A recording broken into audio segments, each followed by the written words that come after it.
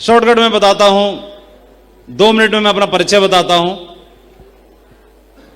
सन 2003 में मैं सरकारी नौकरी के लिए तैयारी कर रहा था। मेरा जन्म यानी मेरी जन्मभूमि और कर्मभूमि आगरा ही है। मेरे पिताजी सरकारी नौकरी किया करते थे, दादाजी भी सरकारी नौकरी में थे। जिन घरों में सरकारी नौकरी होती है उन घरों में बच्चों को क्या संस्कार दिए जाते हैं कि आपको भी सरकारी नौकरी करनी चाहिए। तो मैं 4 भाई 1 बहन, मेरा नंबर बीच में आता था। 2 मेरे से बड़े 2 छोटे, तो बीच में नंबर आता था मेरा। कभी पढ़ाई में भी मैं हमेशा बीच में ही रहा, ना फर्स्ट आया ना थर्ड आया कभी, थ्रू आउट। ये रिकॉर्ड हमने हमेशा मेंटेन किया। और मेरा नाम एम से शुरू होता है और 26 लेटर में ये भी बीच में ही आता है, 13वें नंबर पे आता है, 13वें नंबर पे आता है। तो हमने सेप्स ऑफ प्लान देखने का मौका मिला। उस समय मैं सरकारी नौकरी के लिए तैयारी कर रहा था। ग्रेजुएशन करने के बाद ही कभी बैंक के लिए, कभी रेलवे के लिए, जहां भी मौका मिलता, जहां मैं फिट बैठ सकता था वहां प्रयास करता था। किसी ने बोला कि होटल मैनेजमेंट कर लो, मैंने कर लिया। किसी ने बोला कि ये डिप्लोमा कर लो, मैं कर लिया। किसी ने बोला कि सिविल की तैयारी कर लो, मैं वो भी कर लेते हैं। उसी दरमियान किसी ने बोला कि बीएड भी कर लो, मैं बोला वो भी कर लेते हैं, छोड़ेंगे कुछ भी नहीं, नौकरी मिलनी चाहिए। तो उसी दरमियान में मैं बीएड की पढ़ाई कर रहा था। उसी दरमियान में ये सेप्स ऑफ बिजनेस, मुझे जिंदगी बदल देने वाला बिजनेस 2003 में मुझे देखने का मौका मिला। इस बिजनेस को मैंने देखा। देखने के बाद किसी को भी इतना भरोसा तो नहीं होता कि उसका जीवन बदल सकता है। किसी को कंपनी पे भरोसा नहीं होता तो किसी को खुद पे भरोसा नहीं होता। और मुझे खुद पे भरोसा नहीं था कि मैं इतना बड़ा काम कहां खड़ा कर सकता हूं। लेकिन जाने में कुछ भी नहीं है, करने में कुछ भी, जाने के लायक कुछ भी नहीं है। इस बिजनेस को मैंने कर लिया। और करते वक्त मेरी जो सोच थी, वो सोच सिर्फ इतनी रहती है, जब मैं सरकारी नौकरी में गया, बीएड करने के बाद मैं बेसिक एजुकेशन में टीचर हो गया, तो मेरी पहली सैलरी लगभग 8,000 रुपए के आसपास थी। तो 8,000 की जो सैलरी थी, तो मैंने सोचा कि इतनी ही सैलरी अगर सेप्स ऑफ से भी मैं कमा लूंगा, उतना ही पैसा, तो मेरा जीवन बदला सा हो सकता है। उदाहरण के लिए, अगर कोई व्यक्ति एक महीने में 50,000 रुपए कमाता है सैलरी से, तो 50,000 रुपए और अतिरिक्त अलग से उसकी आमदनी होना शुरू हो जाए, तो कोई भी नौकरी वाला व्यक्ति ये सोचता है कि 50,000 रुपए से घर का खर्चा चला लेंगे और 50,000 रुपए को बचत में कर लेंगे, है ना। तो दूसरों से हम थोड़ा सा मजबूत और थोड़ा सा आगे बढ़ जाएंगे। यही सोच होती है कि नहीं होती है? इस बिजनेस को करते वक्त भी मेरी यही सोच थी। और इस बिजनेस को मैंने बहुत ही साधारण सोच के साथ, नॉर्मल नौकरी की तरह इस बिजनेस को मैंने ज्वाइन किया, उतनी इनकम पाने के लिए। और इस बिजनेस को करते करते मुझे 17 साल पूरे हो चुके, 18वां साल चल रहा है, 18वां साल चल रहा है। और जब भी हम कभी जर्नी करते हैं फ्लाइट में या कहीं और, तो बगल वाली सीट वाला पूछता है कि सर क्या करते हैं आप, कहां जा रहे हैं? तो हम बताते हैं कि इस तरह से बिजनेस करते हैं, डायरेक्ट सेलिंग बिजनेस करते हैं। बोला वेरी नाइस। तो कहीं ना कहीं इस बिजनेस को, डायरेक्ट सेलिंग को, नेटवर्क मार्केटिंग को अब लोग जानना शुरू कर दिया है, पहचान रहे हैं। जब मैंने ये प्लान देखा था तो जीवन में पहली बार इस तरह के बिजनेस के बारे में सुना था। कभी भी जानता नहीं था, कभी भी नहीं जानता था कि इस तरह के बिजनेस प्लान होते हैं, इस तरह कंपनी में काम करके हम आगे बढ़ सकते हैं, एम्पायर बना सकते हैं। तो साथी ट्रैवलिंग करने वाले पूछते हैं कि कितने समय से कर रहे हैं आप? तो मैं बोलता हूं मेरे को 18वां साल चल रहा है। वो मुंह फाड़ देता है, 18 साल। फिर पूछता है कितनी कंपनियां की आपने? मैं बोलता एक ही। फिर मुंह फाड़ता है, 18 साल से एक ही कंपनी में, कितने लक्की हैं आप? मैं बोला मैं तो लक्की हूं, मेरी कंपनी तो 21वें साल में प्रवेश कर चुकी है। तो उनको और जलन होती है, उनको लगता है कि कैसा ऐसे संभव हो सकता है। फिर वो बोलते कि आप रियली बहुत लकी हैं, बहुत भाग्यशाली हैं। फिर मैं चुपके से अपना पीठ खुद ही थोप लेता हूं, ऐसे कर लेता हूं, शाबाशी दे लेता हूं, बहुत बढ़िया, अच्छा काम किया। तो फ्लाइट में कोई और शाबाशी तो देगा नहीं। इस बिजनेस को ज्वाइन कर लिया, बहुत अच्छा किया। लेकिन आज पिंटू कुमार जी का जीवन बदलते हुए आज आपने देखा, बहुत सारे लोगों ने मुट्ठी बांधी होगी, कसम खाई होंगी आज कि हम भी करके दिखाएंगे। कितने लोगों ने? हां, ऐसे ही मुट्ठी बांधते हैं, ऐसे ही मैंने भी मुट्ठी बांधी थी। लेकिन असल में होता क्या है, फिर मुट्ठी बांधने के बाद सारे लोग डायमंड नहीं बनते। ऐसा मेरे से क्वेश्चन पूछा कि सर सारे लोग डायमंड क्यों नहीं बनते इस बिजनेस में? और यही क्वेश्चन का जवाब पाने के लिए मैं अपनी अपलाइन के पास गया कि सर मैं बिजनेस कर रहा हूं, मेरे साथ भी लोग ज्वाइन नहीं करते, मुझे भी मना करते हैं, और जब बिजनेस इतना अच्छा है, इतना शानदार है, इतना दमदार है, तो सारे लोग डायमंड क्यों नहीं बनते? मैंने अपनी अपलाइन से पूछा, तो मेरे सीनियर ने मुझे क्या जवाब दिया, कितने लोग जानना चाहते हैं? तो मेरे अपलाइन ने मुझे जवाब दिया कि माधव जी, ये ठीक इस तरह से होता है कि उदाहरण के लिए मान लीजिए मेरे हाथ में ये बांसुरी है, फ्लूट, जानते हो?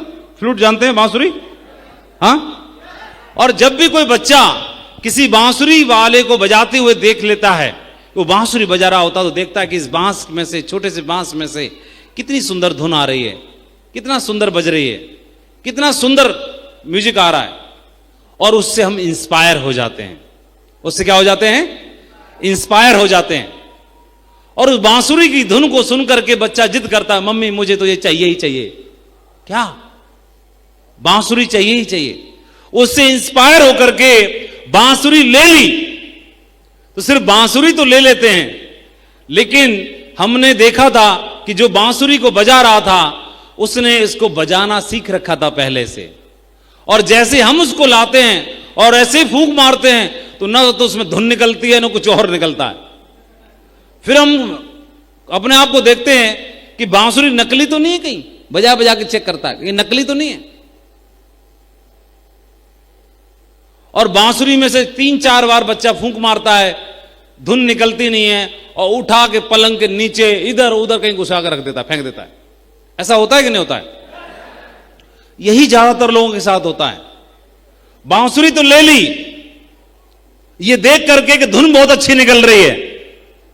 आज मंच पर पिंटू ने बजाई बांसुरी 1 घंटे तक, और इनकी धुन को देख करके आज मुट्ठी बांध ली पूरे हॉल ने, यस मैं भी करूंगा, मैं भी बजाऊंगा। लेकिन बजाने से पहले इस बांसुरी में कोई कमी है क्या? मैं जानना चाहता हूं आपसे, बांसुरी में कोई कमी है? कमी कहां पर थी? कोई बताना चाहेगा? कोई भी बांसुरी हो, हर बांसुरी से धुन निकलती है, लेकिन उससे पहले उसको बजाना सीखना पड़ता है।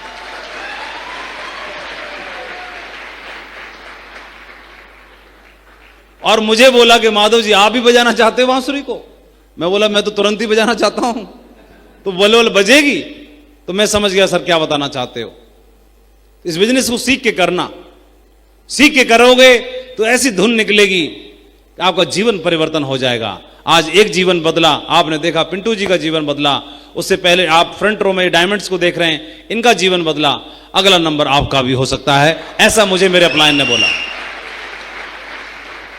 और फिर मुझे एक बात और समझाई गई। मैंने इस बिजनेस को ज्वाइन किया, और ज्वाइन करने के बाद मेरी नौकरी भी लग गई।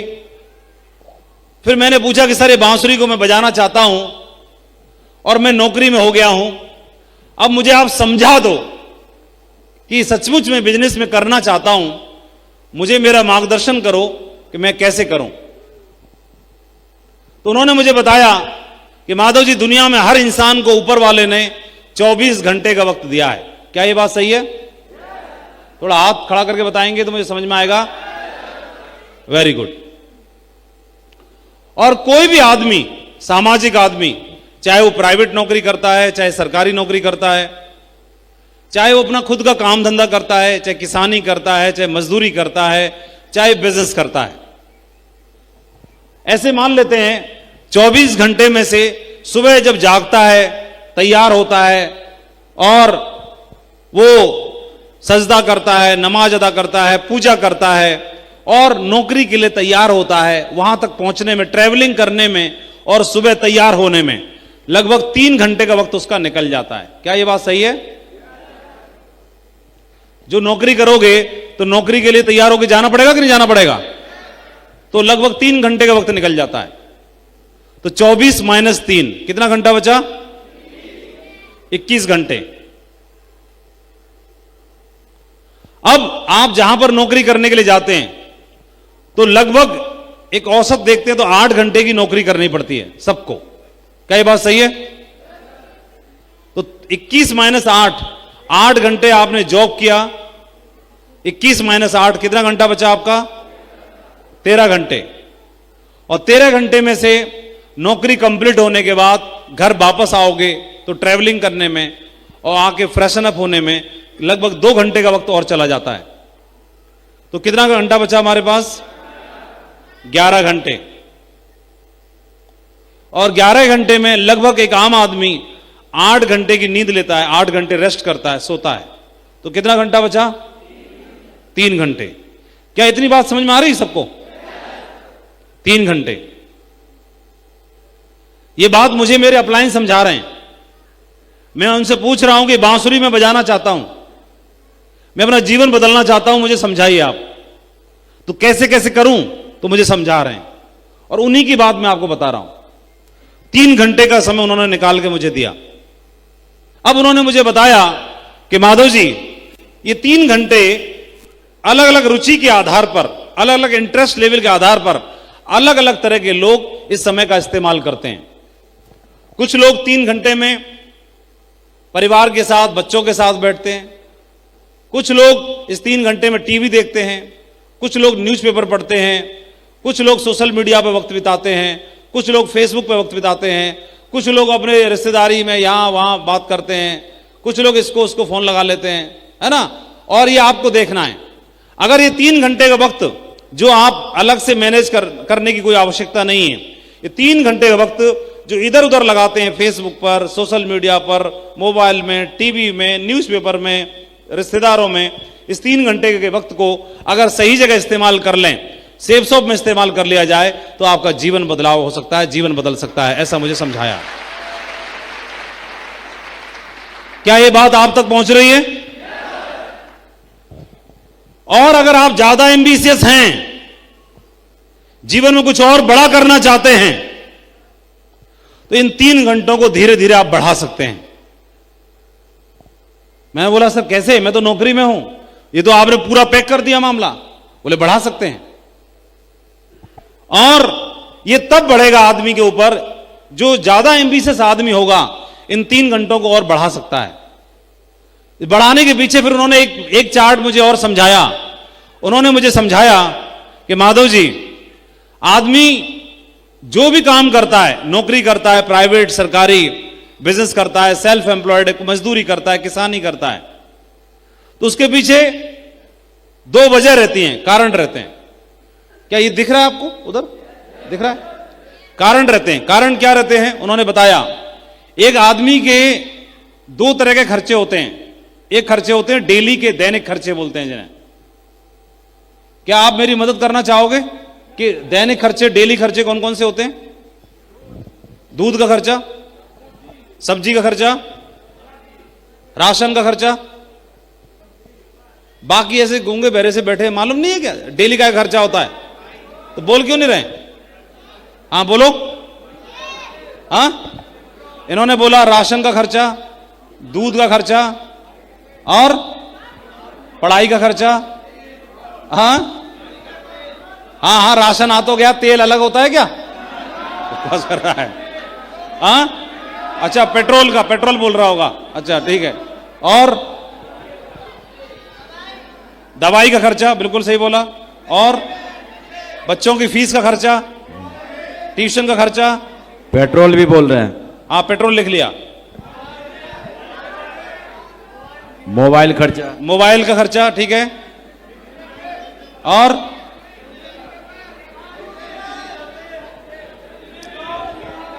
अरे खड़ा होके बताओ ना, बोला बिजली का बिल।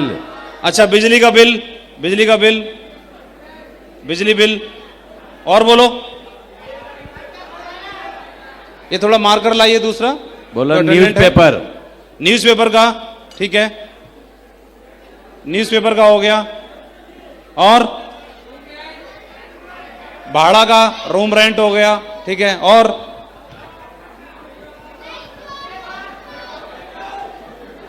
हाँ, और क्या? लगभग सब जान रहे हैं। ये डेली के खर्चे हमारे रहते हैं। हेलो, हाँ बोलो, खड़े तो हो गए, आवाज में दम लाओ टाइगर। कौन सा खर्चा बोल रहा है? क्या गर्लफ्रेंड को घुमाने खर्चा? तो खड़ा होके घुमा रहा है, वो भी खर्चा है, देखो वो भी इसी में जोड़ ले रहा है। हाँ, पता नहीं कौन सा बता रहा है। ये बात इसकी तरफ कैमरा घुमा के बोलो और रिकॉर्डिंग इसकी बीवी के पास भिजवाओ। ये बोल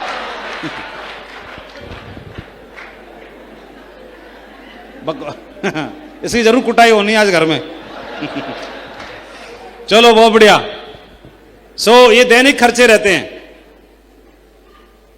और एक आदमी जीवन भर, नौकरी करने वाला आदमी जीवन भर पैसा कमाता है और सारा खर्चा, सारी सैलरी इन्हीं में घुस जाती है। ऐसा होता है कि नहीं होता है? इस बात से कितने लोग एग्री करते हैं, सहमत हैं? Very good. फिर एक समझदार आदमी क्या करता है? वो सोचता है कि थोड़ा थोड़ा बचत करते हैं भाई। घर में बिटिया का जन्म हो गया, घर में बिटिया आ गई, तो थोड़ा थोड़ा बचत करते हैं। तो थोड़ा थोड़ा बचत करेंगे तो क्या करेगा? वो 500 रुपए महीना, 1000 रुपया महीना पोस्ट ऑफिस में MIS खोल देगा, वो RD खोल देगा, वो सुकन्या खाता खोल देगा, है ना? करता है कि नहीं करता है? और खुश होता है कि मैं बचत कर रहा हूं, बचत कर रहा हूं। अगर 1000 रुपये महीना बचत करी तो एक साल में कितना पैसा बचा लिया? 10 साल में कितना बचा लिया? और 40 साल नौकरी की तो कितना पैसा बचा लिया? 4,80,000 रुपए। 1,20,000 रुपए 10 साल में, तो 4,80,000 रुपए 40 साल में। और 40 साल में पैसा 2 गुना या 3 गुना भी हो गया, तो 40 साल बाद उस पैसे का मूल्य कितना बचेगा? अगर आपने पैसा 4,80,000 रुपए जमा किया, बचत किया, पहले तो क्या होता है, पैसा बच ही नहीं पाता है। 3 तरह के खर्चे होते हैं आदमी के। पहला खर्चा होता है दैनिक खर्चे, डेली के खर्चे। एक दूसरा खर्चा कौन सा होता है? जो आप बचत करते हो पैसे को, सडनली कोई एक आपके परिवार में आकस्मिक खर्चे आ जाते हैं जिनके लिए कोई भी प्लानिंग नहीं करते हम।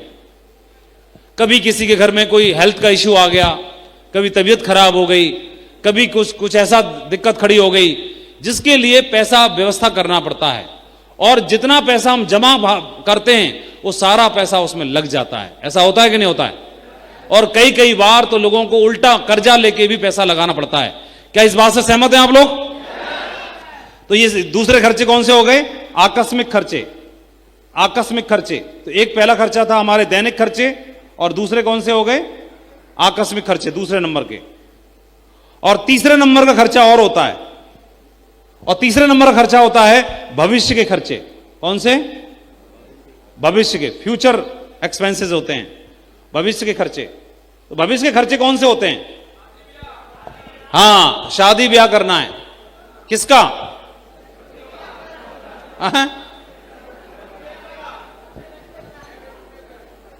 ये शादी का, घर बनाने का, बिटिया घर में है तो उसे डॉक्टर बनाने का, बेटा है इंजीनियर बनाने का, एक कार का सपना, एक पक्का मकान बनाने का सपना, घर छोटा ही क्यों ना हो, एक कमरे का ही क्यों ना हो, लेकिन अपना हो, इस बात का सपना। या पेरेंट्स को हज पे भेजने का सपना, या पेरेंट्स को 4 धाम की यात्रा कराने का सपना। ये सब कौन से होते हैं? भविष्य के होते हैं। होते हैं कि नहीं होते हैं? क्या ये बात आपको समझ में आ रही है? कितने लोगों को? ठीक है। कल के लोग इस बात को बड़े ध्यान से सुन रहे थे। आज 2-3 बंदे हैं जो उछल कूद कर रहे हैं, बस 2-3 हैं। इसीलिए स्टेज से ऊंची बनाई जाती है ताकि देख लें कौन उछल कूद कर रहा है। बाकी लोग सब ध्यान से सुन रहे हैं, अब वो 2-3 भी ध्यान से सुन रहे हैं। तो गलती उनकी नहीं थी, मेरी थी, पहले मैंने क्यों नहीं टोका। अब भविष्य के खर्चे, तो भविष्य के खर्चे कौन से? भविष्य के खर्चे बिटिया को डॉक्टर बनाने का, अपना घर बनाने का, कार का, कुछ और करने का, पेरेंट्स को हज पे भेजने का, है ना, 4 धाम भेजने का, कुछ और करने का, ये भविष्य के खर्चे होते हैं। और हमारी सारी सैलरी तो इसी में चली गई, दूध में, पानी में, बत्ती में, बिजली में, न्यूज़पेपर में, ट्यूशन फीस में। फिर दूसरा आकस्मिक खर्चे, जो आपने बचत की 500 रुपये महीना, 1000 रुपया महीना, वो सारी किस में चली गई? आकस्मिक खर्चों में चली गई। अब आप बताइए, बचत कुछ आपके पास है नहीं और भविष्य के खर्चे कंपलसरी हैं कि नहीं है? वो रहेंगे कि नहीं रहेंगे? बिटिया की शादी करनी पड़ेगी कि नहीं करनी पड़ेगी? बेटी डॉक्टर बनने का सपना अधूरा रहेगा या पूरा करना पड़ेगा? और तो सुकन्या खाते से पूरा हो जाएगा? नहीं, घर का खर्चा है, अपना घर बनाना है, इसको मिटा दें। कई लोग सोच रहे होंगे इन्होंने नौकरी तो छोड़ दी लेकिन मास्टरी वाली आदत नहीं छोड़ी, अभी भी ब्लैक बोर्ड मार्क और पर लगे पड़े हैं, अभी बच्चों के मम्मी पापा को पढ़ाते हैं। तनख्वाह कई गुना ज्यादा है ना, बढ़िया नहीं है? तो पहले भी यही चलाना था और अभी भी यही चलाना है और कुछ काम नहीं है। तो अब क्या करना है? बेटी डॉक्टर बनेगी, बेटी डॉक्टर का बनने का सपना, अपना घर का सपना, खुद का घर का, अपना घर, अपना घर, अपनी कार का सपना, पेरेंट्स को, माता पिता को भेजना हज पर, कहां पर? हज पर या तीर्थ यात्रा पर, बात तो एक ही है ना। और बेटा नौकरी नहीं लगी या बेटे को इंजीनियर बनाना या कुछ और करना, और अपने लिए भी कुछ ना कुछ सपना हो सकता है कि अपनी वाइफ को ये तोहफा देने का, 9 लाख का हार देने का, कुछ और करने का। हालांकि सेक्रीफाइस कर लेता, कोई भी माँ ये नहीं कहती कि वो ऑप्शन उसके पास 9 लाख का हार लेने का हो या अपनी बेटी का भविष्य संवारने का हो, तो बेटी के भविष्य के लिए बोलेगी, अपने लिए कभी जीवन में 9 लाख का हार नहीं लेगी। तो ये कुछ ऐसे हैं जो कंपलसरी हैं, चाहिए ही चाहिए। और इन भविष्य के खर्चों के लिए अब आपके पास तो पैसा बचा नहीं। मैं आपसे प्रश्न करता हूं ना, नौकरी कर रहे हैं क्योंकि आदमी आंख बंद कर लेता है, सेब सौ का प्लान जब भी जाता है ना आंख बंद कर लेता है, नहीं मैं क्या करूंगा करके, मैं तो नौकरी में पहले से ही हूं, मुझे क्या जरूरत है। वही बता रहा हूं, ये मेरे अपलाइन ने मुझे बताया कि माधव जी पहले तुम समझ लो तुमको जरूरत है भी कि नहीं, है ना। और जैसे ही सुनना शुरू किया तो मेरे कान ढंग से खोल लिए मैंने और ध्यान से सुनना शुरू कर दिया। और जब मुझे पता चला तो अभी आपके पास पैसा तो है नहीं, बेटी बड़ी होगी तो क्या बोलोगे कि बेटी डॉक्टर बनने का सपना तो भूल जाओ, पापा के पास पैसा तो है नहीं, अपने घर का सपना तो भूल जाओ, और अपनी कार का सपना तो भूल जाओ, और माता पिता को बोलो भूलो, क्या जरूरत है जाने की। तो अभी ये सब चीजों के लिए, भविष्य के खर्चे के लिए और आकस्मिक खर्चे के लिए भी आदमी को अपनी सैलरी के अलावा अतिरिक्त आय, अलग से पैसा, अतिरिक्त आय की आवश्यकता है या नहीं है? सही बताओ, है कि नहीं है? कितने लोग बोलते हैं हां है? ठीक है। अब उनका मुझसे अगला प्रश्न था, उन्होंने बोला कि माधव जी अगर है तो इसकी क्या व्यवस्था है आपके पास? क्या व्यवस्था बताओ। मेरे से पूछ रहे थे और मैं अकड़ के बैठा था। मैं अकड़ के क्यों बैठा हूं? अरे अकड़ के इसलिए बैठा हूं कि मेरी तो नौकरी लगने वाली है, मुझे क्या ये फालतू काम करने की आवश्यकता है, घर घर जाने की आवश्यकता है, लोगों से बात करने की आवश्यकता है। ये काम तो उनके लिए है जिनको कुछ काम धंधा नहीं है, भूखे मर रहे हैं जो। तो उन्होंने मेरे से पूछा कि माधव जी आपके पास क्या व्यवस्था है इसकी? मेरे पास कोई जवाब नहीं था। अब मेरे को समझ में आ गया कि बिल्कुल, अब मुझे बताइए क्या मुझे सेल्स ऑफ बिजनेस की आवश्यकता अब है कि नहीं है? अब माधव के अलावा इस हॉल में जो लोग बैठे हैं, क्या इनको भी इस बिजनेस को करने की आवश्यकता है कि नहीं है? तो पहले तो हमको यह समझ में आया कि बिजनेस हमें करना क्यों है। फिर दूसरी बात उन्होंने समझाई कि अभी समझ में आ गया कि करना क्यों है, तो यह तो समझ में आ गया। अब करना कैसे है यह भी मैंने पूछा, तो मैंने बोला कि सर अब मुझे यह भी समझा दो, क्यों तो आपने बता दिया क्यों करना है, यह समझ में आ गया, अब कैसे करना है यह और समझा दो। तो उन्होंने मुझे बांसुरी वाला उदाहरण बताया कि जब तक सीखेंगे नहीं तब तक मुश्किल होगी। अब आप मुझे बताइए, अगर आपको आपका रीजन मालूम है कि क्यों करना है बिजनेस, तो जब मेरी बेटी की डॉक्टर बनने की बात आएगी तो वो बनना जरूरी है कि नहीं है? तो क्या उसके लिए मैं 4 लोगों को, 5 लोगों को, 10 लोगों को प्लान दिखाने जाऊंगा और किसी ने मुझे मना कर दिया तो क्या मैं रुक सकता हूं, टूट सकता हूं, थक सकता हूं क्या? भाई पैसा कमाने के लिए मेरे पास, बिजनेस करने के लिए, ज्यादा पैसा कमाने के लिए बिजनेसमैन बनने का मतलब होता है निवेश, पैसा लगाना। और हमारे बिजनेस में निवेश कितना करना पड़ता है? जो 10,000 बोल रहा है मेरा भाई, 10,000 का राशन खा गया होगा लेकर के। 10,000 रुपए में कुछ लिया कि नहीं लिया आपने? कुछ लिया कि नहीं लिया? आपने शॉपिंग की, खरीदारी की। ये मार्कर है मेरे हाथ में, अगर मैंने इसके 20 रुपए दिए तो मैंने मार्कर खरीदा, दुकान वाले के पास मेरा कुछ नहीं बचा। क्या ये बात सही है? अगर मैंने कोई भी खरीदारी की, बदले में मैंने प्रोडक्ट लिया और प्रोडक्ट को मैं इस्तेमाल कर रहा हूं, यही तो करना है, यही तो करना है। घर में, किचन में इस्तेमाल होने वाले प्रोडक्ट, बाथरूम में यूज होने वाले प्रोडक्ट, सुबह गुड मॉर्निंग से लेके गुड नाइट तक के product, genuine product, 100% genuine product.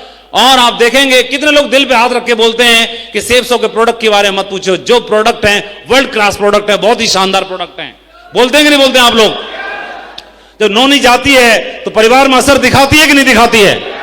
Aloe vera जाता है तो परिवार में असर दिखाता है कि नहीं दिखाता है? जब आदमी टूथपेस्ट करता है तो उसका रिजल्ट उसको दिखाई देता है कि नहीं दिखाई देता है? जब भगवत गीता जाती है तो घर में संस्कार पनपते हैं कि नहीं पनपते हैं? यह काम करना था। यह सबसे पहले हमें देखने की आवश्यकता है कि आप अपने बिजनेस को लेके, अपने प्रोडक्ट को लेके कितने कंफर्म श्योर हैं, आपको खुद को विश्वास है कि नहीं है, और वहीं से बिजनेस होने वाला है। बिजनेस बहुत ही पवित्र है, यहां से आपके परिवार को वो ऊंचाइयां मिल सकती हैं जहां से, जिसके बारे में हम सोच भी नहीं पाते। आज पिंटू कुमार ने धंधा करना शुरू किया, बिजनेस करना शुरू किया, सिर्फ अकेले नौकरी कर रहे थे तो अकेले 8 घंटे, 10 घंटे, 12 घंटे नौकरी करते, सैलरी आती तो बच्चे पिंटू के पढ़ते, अच्छा खाना खाते तो पिंटू के बच्चे अच्छा खाना खाते, अगर चपातियों पर देसी घी लगता तो सिर्फ पिंटू के परिवार में, पिंटू के घर में ही अच्छे कपड़ों की शॉपिंग होती, अच्छा घर, अच्छा पर्दा, अच्छा फर्नीचर, अच्छा ये, अच्छा वो, सब कुछ पिंटू के घर में ही हो सकता था। लेकिन नौकरी से इतना बड़ा मौका नहीं था कि आप दूसरों के जीवन में भी कुछ कंट्रीब्यूशन दे सकें। लेकिन एक बिजनेस एक ऐसा बिजनेस है जहां पर आप अपना जीवन बदलने के लिए आते हैं, लेकिन आपके साथ साथ दूसरों की जिंदगियां भी बदलना शुरू हो जाती हैं।